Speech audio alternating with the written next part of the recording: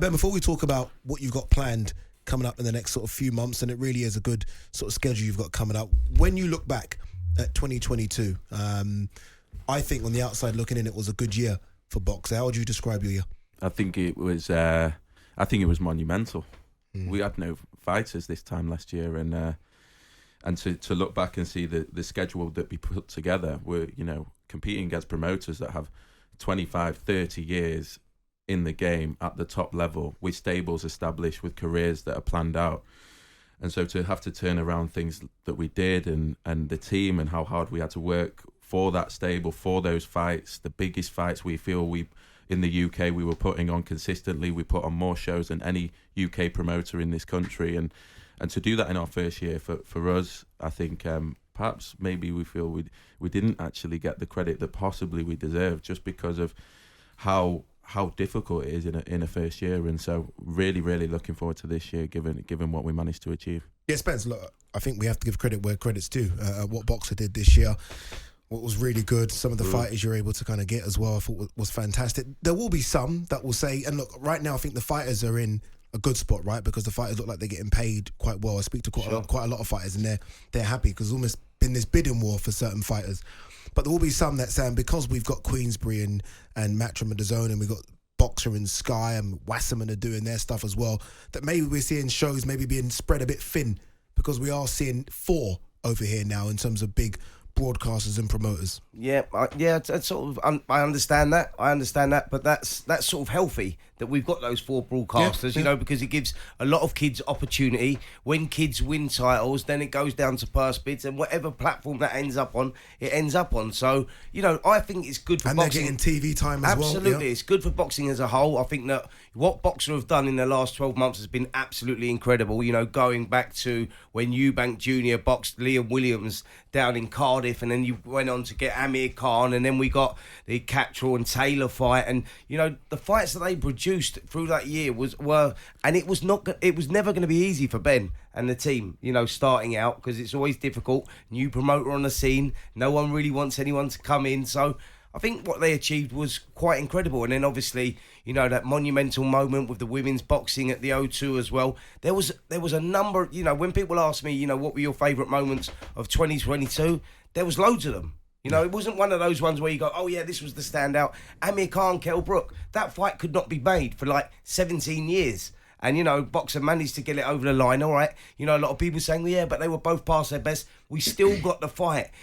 And it built up, the hype was great, the build-up was great, and the fight produced as well. So, yeah, I think it was a great year. No, it was electric in Manchester. Look, I think we can complain about fighters and being split across promotions, but at the end of the day, when has there been a better time for this sport? And the fighters are the most important people in the sport. For me, they're more important than us. They're more important than the fans. They're the guys getting in the ring. And the fact that they're getting that many opportunities to be paid well. And to be honest, there's so much talent coming through now. I really believe there's enough talent to make sure that shows are top to bottom quality. I think it was the first year for us on the Sky. It was the first year for Matchroom on DAZN. There's a lot of things moving around, which always makes things difficult. I think this year there's no excuse for cards not to be top to bottom and very good, because the talent is there. The talent really is there, and I think that's why there's so many broadcasters involved. Yeah, one of the fights people are really looking forward to in 2023 is that rematch between Josh Taylor and Jack Catterall. The first fight, very controversial. I mean, I think it was me and Gareth in here when you came on the studio as well and said we need to see it again, and well done for making sure that we are seeing it again. What's going on with that one? Because it does feel like it stalled a couple of times, this fight. Look, Josh couldn't fight last year. He got married, but then he changed trainer, and that's it. At his stage in his career, that's a massive, massive move to make and a massive jump to make. He could have gone and fought Lopez. He could have gone and fought for millions in the States after controversially winning against Jack Catterall. But we've managed to get it over the line. They're both signed for the fight. The difficulty is they dislike each other so much. I think it got so personal. If you remember the backlash at the end, it was horrible, whether it was to Josh Taylor's family, whether it was the controversial defeat that Jack had to endure, and it got horrible. They both signed for the fight. They're both doing promotional stuff today. The fight's going to be in March. The fight's going to be in Glasgow, and I think it's just making sure that when they get in the room together, everything is well planned and everything goes ahead as we'd expect. I think the rivalry and the bad blood, I can't sort of overstate But so delighted to get it over the line, and we'll be seeing it in March. Probably one of the most controversial decisions, I think, last year. I think a lot of people in boxing thought Jack nicked it. That's weird. I don't want to say robbery because it was close. It was close. We didn't watch it score. You don't think it was close? I don't think it was. You know, and I did say that's Josh Taylor. I love Josh Taylor, and I think that pound for pound, going into that fight, he was one of the best fighters in the world. Yeah, without pound for a pound, doubt. top 10, undisputed at 140. Even top 5. You know, the guy, what he's achieved was incredible. He's done it all on the road. And, I've got nothing but respect for that. But I'm just going on that fight, that performance.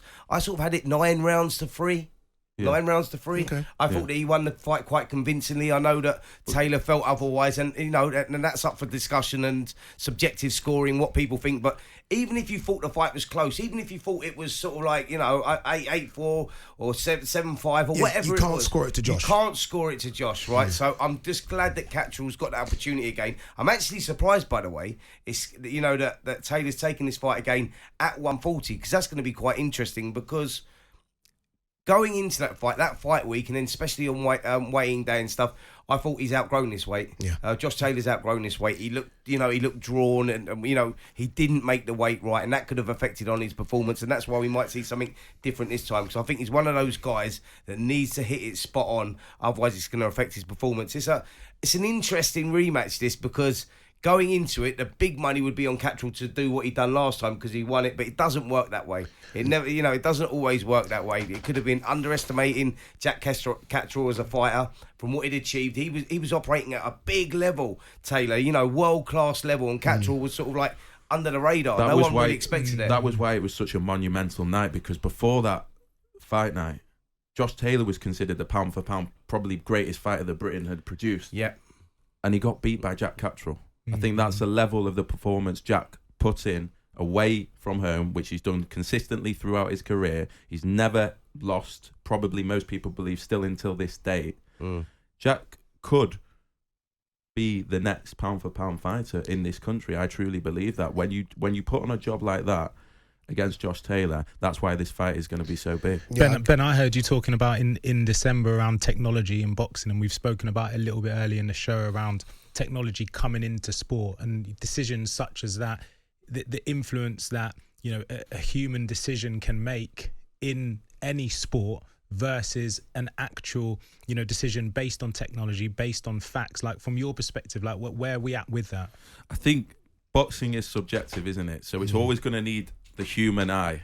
It's not something I don't think a computer screen can decide on who's won the fight. It can help you. It can help with stats. I think the key for me is in those big championship fights where it's life-changing. That's what makes this fight so massive. Is Jack Catterall could have become undisputed, changed his life forever, earned tens of millions, versus going back to the drawing board and relying on a rematch to earn any sort of money.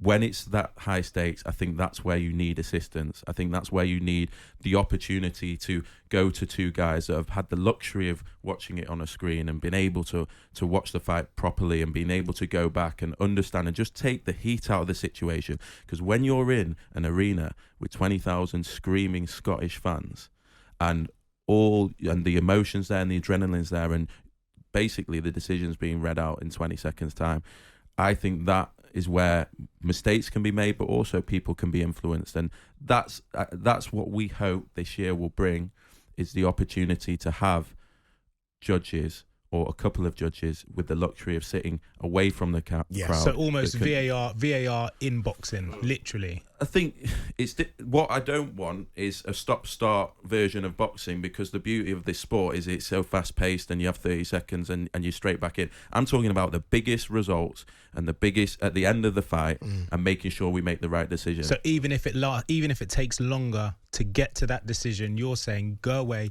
it needs to be done, whether it's like analysed at a deeper level, whether it's actually technology involved in terms of hits, etc. I'm not sure it would take longer. At the end of the day, you score a round at the end of each round. I just think them away from an arena makes a good sense, because again, we mentioned Josh Taylor there. When he throws a punch, 10,000 people will go mad. If Jack throws a punch, you're not going to hear it. And I feel like judges and refs can be sort of influenced by that. They certainly can. And open scoring.